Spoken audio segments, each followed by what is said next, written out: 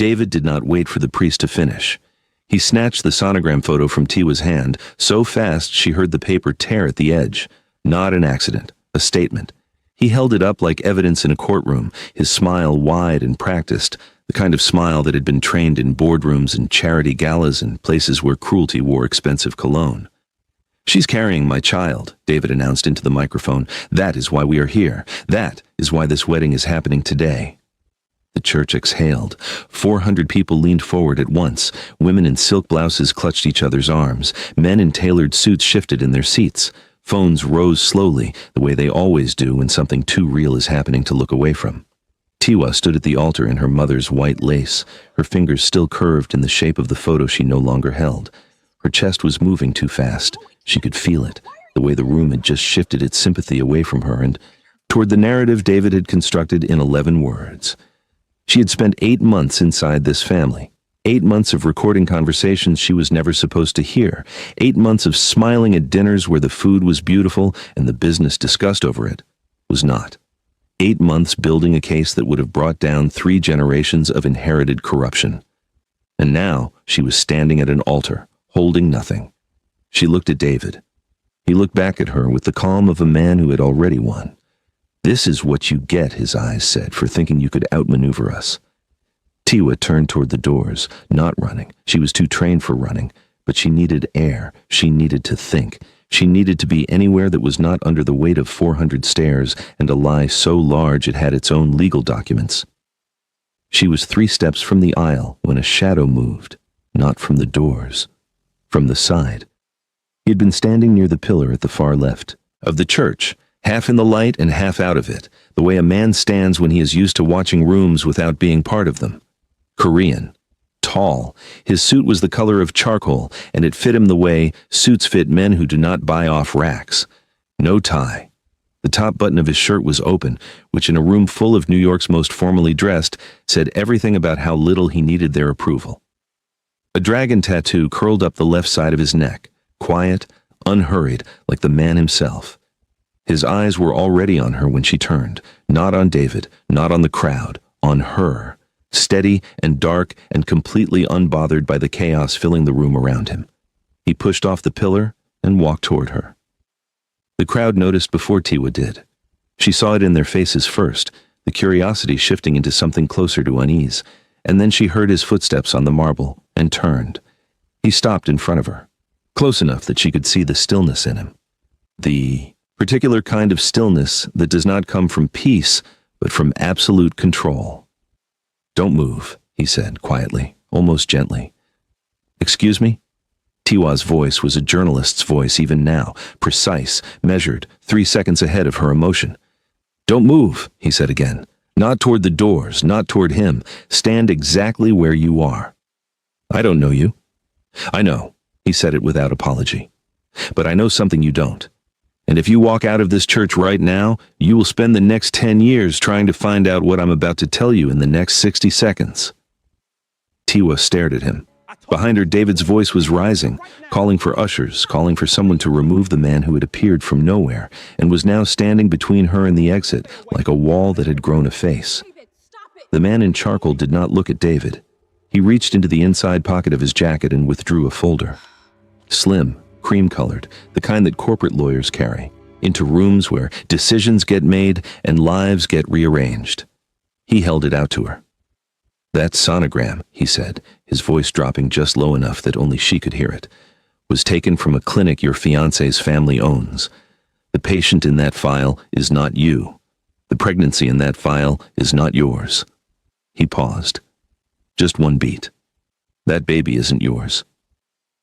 The folder was in her hands before she decided to take it. She opened it. The room went very quiet, and at the altar, 30 feet away, David's face went completely blank. She didn't know his name yet. She didn't know why Ji-hoon, the man the city's underground called the boss, had been watching David's family for years, long before Tiwa ever went undercover, and had spent the last 3 months building the final case that would end them. All she knew was this: the man she was supposed to marry had just been exposed by a stranger, and the stranger hadn't looked at her like a prize. He had looked at her like someone who had been wrongly placed and needed to be returned to where she belonged. Now, Before this story goes somewhere nobody in that church saw coming, do me a quick favor. Kindly hit that like button, subscribe, and drop a comment telling me where you're watching from. Because David's face just went blank, and trust me, he's not the only one about to be surprised. Her hands were steady as she turned the first page of the folder, and then the second, and by the third, she understood exactly what she was holding. Medical records. Real ones, hers, from the private clinic she had visited alone 18 months ago before any of this had started. Records that showed, clearly and without ambiguity, that she had never been pregnant, that she could not in fact become pregnant without significant medical intervention. And behind those, David's. She read the date at the top of his file. She read the diagnosis below it. She read it twice. Then she looked up at David. He was still standing, at the altar, microphone in hand, the practiced smile still on his face, but it had gone static, the way a screen goes static when the signal dies. His eyes had found the folder, and something behind them had simply switched off. "He's been infertile for 6 years, the man in charcoal said, still only to her. The pregnancy he announced is based on records his family purchased from a clinic they own in Philadelphia. The baby does not exist. The marriage contract, however," he reached forward and turned to the last page of the folder, "is very real, and it would have transferred your father's entire estate within 90 days of today." 400 people were completely silent. Tiwa closed the folder. She set it on the altar rail the way she had once set her press credentials on an editor's desk, not with anger, not with performance, but with the quiet finality of someone who has just decided something. Then she turned to face the room. "My name," she said, her voice, carrying without effort the journalist in her automatic even now, "is Tiwa Adeyemi Briggs. I am not pregnant. I was never pregnant. And this wedding—" She looked at David one last time, long enough to let him understand that she was not afraid of him, "is over." The silence broke, not into applause, into the particular roar of 400 people processing something they had not been prepared for. Women grabbed each other, men turned to their neighbors, phones swung from Tiwa to David and back again, like compass needles confused about north.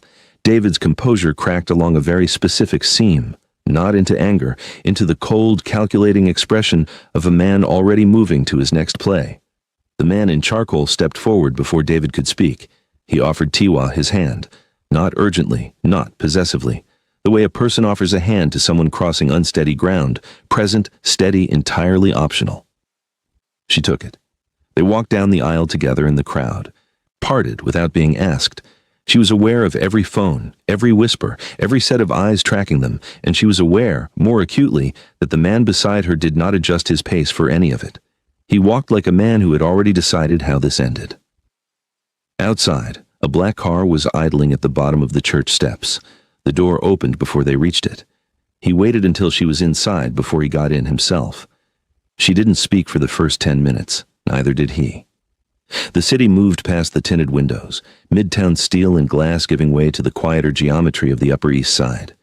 Tiwa held the folder in her lap and stared at the middle distance and let her nervous system slowly, carefully begin to stand down. "Where are we going?" she asked finally. "Somewhere safe," he said. "You can leave whenever you want." She looked at him. "That's not an answer.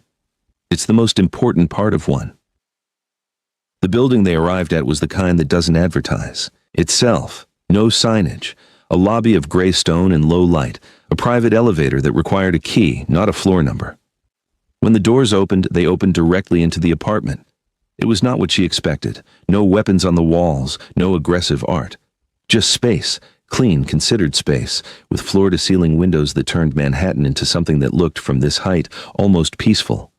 Bookshelves, a kitchen that had been used, a low couch and charcoal fabric that matched, she noticed, his suit. He shrugged off his jacket and disappeared down a hallway. He came back with a robe, silk, dark navy, the kind that had clearly been worn before and laundered carefully and worn again. He held it out without ceremony. "The dress looks like it's been making you uncomfortable for hours," he said. It had. She took the robe. While she changed in the bathroom, she heard him in the kitchen, the sound of water, of something being set on a stove. When she came out, he was standing at the counter with 2 cups waiting for a kettle that was almost boiling. "You make your own tea," she said. "I find it helps to do at least one ordinary thing a day." She sat at the kitchen island and watched him move through his own space and tried to recalibrate everything she thought she knew about the kind of man who ran the city's underground logistics network.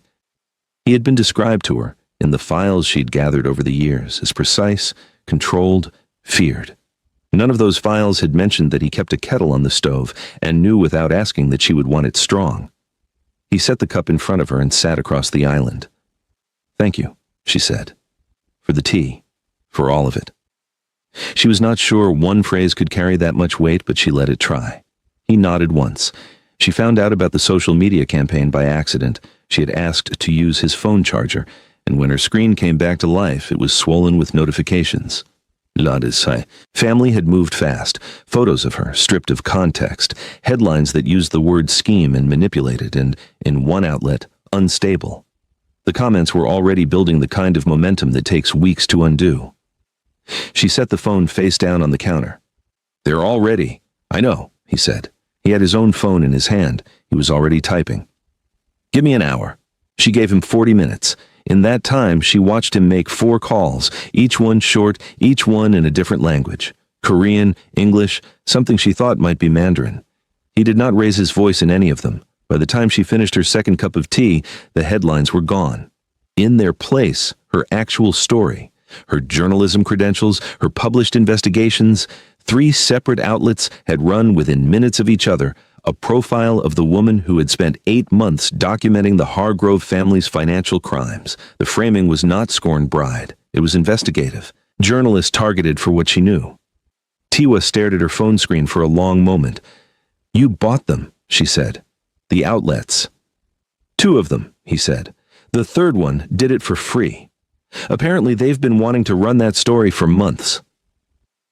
Later, when the city outside had gone dark and the only light in the apartment was the amber glow from the kitchen, she finally asked him, "Why are you doing this?" He was standing at the window. He turned when she spoke and crossed the room slowly and stopped closer than he needed to. Close enough that she could see the fine detail of the dragon at his collar, the particular quality of stillness in his face. "Because," he said, and his voice was very quiet, "5 years ago, in a hospital corridor at 2 a.m, you stopped. Everyone else walked past. You stopped and you sat with me for 11 minutes, and you didn't say anything. You just..." He paused.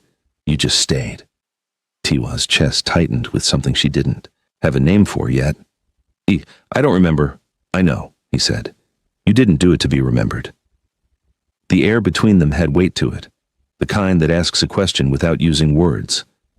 Her phone rang. An unknown number. She almost didn't answer. Then something made her, "Tiwa." The voice on the line was afraid in a way she had only heard once before, at her mother's funeral. "It's Daddy. They have me. David's people. They said if you don't come back..." The line went dead. She was already moving before the call disconnected. Ji-hoon saw it in her face before she said a word. He was already reaching for his jacket. "Subscribe, because Ji-hoon didn't hesitate for even a second, and you need to see what he does next." Comment. Did you catch what he said about the hospital? Drop your theories below. Her father was home by midnight. She didn't ask Ji-hoon how. She had watched him make 3 calls from the back of the black car, his voice level and specific, giving instructions. The way a man gives instructions when he has spent years being the last line between order and collapse. By the time they reached her father's apartment on the Upper West Side, the men who had been holding him were simply gone. Her father opened his own front door, confused and shaken but unharmed, and when he saw Tiwa on his doorstep, he held her for a long time without speaking. Ji-hoon waited by the car. She looked back at him once, over her father's shoulder. He was leaning against the door with his hands in his pockets, watching the street, giving them the privacy of the moment like it cost him nothing. It cost him something. She was starting to understand that. They went back to the penthouse after. Neither of them suggested sleeping. There was too much still unfinished. The estate merger clause, the forged documents, the legal architecture David's family had been constructing for years around her father's assets. Tiwa had 8 months of files on her encrypted drive, Ji-hoon. Had sources she had never been able to reach. Together, spread across his kitchen island at 2 a.m. with cold tea and open laptops, they had everything. Their shoulders touched somewhere around the 3rd hour, and neither of them moved away. She would find a document and pass it to him without looking up. He would cross-reference it against something in his own files and slide it back. Outside, the city was quiet in the way it only gets in the deepest part of the night, and inside there was just the sound of pages turning and the occasional low exchange. This one connects to the shell company, yes, and that connects here, and the particular intimacy of two people building something together in the dark.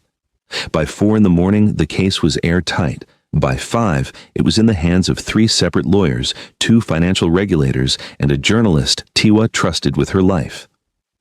Ji-hoon closed his laptop and leaned back and looked at the ceiling for a moment. "It's done," he said. Tiwa looked at the stack of folders between them. 8 months of her life. All of it, finally, where it was supposed to be. "It's done," she agreed. She found the room by accident 2 days later. She'd been looking for a phone charger. His apartment had that quality of minimalism that hides ordinary things in unexpected places, and she opened the wrong door and stopped. It was a small room, not an office, barely furnished, just a low shelf along one wall with a framed photograph, a dried flower, a folded piece of paper, and a small jade figurine of the kind sold outside temple gates in Seoul. The photograph was of a young woman with Ji-hoon's eyes and a wide, unguarded smile. She looked like someone who had not yet learned to be careful. Tiwa was standing there, not moving, when Ji-hoon appeared in the doorway behind her. She expected him to close the door, to redirect her, to do the thing powerful men do when something private is accidentally exposed. Contract, deflect, control. Instead, he came and stood beside her. Her name was Soo-yeon, he said. She was 24. She had a small business, a fabric import shop in Koreatown, the kind that takes years to build. David's family used a predatory licensing scheme to strip it from her in 60 days. She lost everything she had worked for. He paused. She didn't recover from it. Tiwa didn't ask him to say more. She understood the shape of what he wasn't saying. "I became the boss," he said quietly, "because I needed enough power to make sure it couldn't happen to anyone else, and it worked. For years, it worked." He looked at the photograph. "But I have been the boss for so long, I'm not sure I remember how to be anything else." Tiwa turned to look at him. He was still watching his sister's face, and there was something in his expression she hadn't seen before. Not the controlled stillness, not the precision. Just tiredness. The particular exhaustion of a person who has been holding something heavy for a very long time. "You remember," she said. He looked at her. "The kettle," she said. "The tea. The robe. The way you waited by the car so my father and I could have a moment." She held his gaze. "You remember exactly how to be something else. You just haven't let yourself." He didn't answer. But he didn't look away either. The gala was David's idea, which told her everything about how badly he had miscalculated. 3 weeks after the wedding, with the legal case already moving through channels he couldn't reach, he hosted a charity event at one of Manhattan's most photographed rooftop venues and made sure Tiwa's name was in every conversation before the night began. The narrative he was selling, unstable woman, fabricated accusations, family tragedy exploited for clout, required an audience. He had always understood that New York society ran on the stories told at parties. Tiwa arrived in emerald green. Ji-hoon arrived beside her, his charcoal suit exchanged. For black, sharper, quieter, like a man who had decided tonight required a different kind of authority. She felt the room recalibrate the moment they walked in, the same way the church had recalibrated, but this time without the chaos. Just a slow, collective adjustment, like a compass finding north, no tie. The dragon visible above his collar. He moved through the room the way he always moved, with the quiet authority of someone who does not need a room's permission to exist in it. David saw them from across the terrace. He crossed toward them with the smile already assembled. Ji-hoon didn't wait for the speech. He handed David a single document, 1 page, the kind that lawyers prepare when they want to communicate that everything is already finished. "The SEC filed this morning," Ji-hoon said. "The shell companies, the forged clinic records, the estate clause, the licensing scheme your family has been running for 11 years. He said it without performance, the way a Shawnee person states weather.